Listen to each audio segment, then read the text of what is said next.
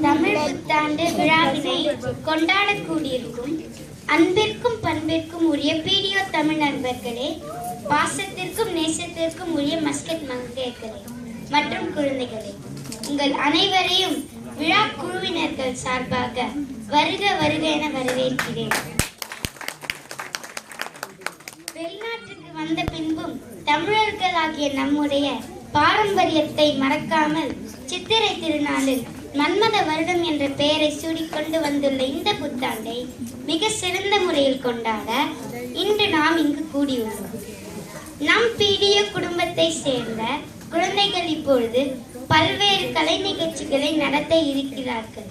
ஆட்டம் bottom கொண்டாட்டம் என இந்த பொன்மாலை பொழுதினை சிறக்க வைக்க வரப்போகும் கலை நிகழ்ச்சிகளை காண உங்களைப் போலவே நானும் ஆவலுடன் காத்திருக்கிறேன்.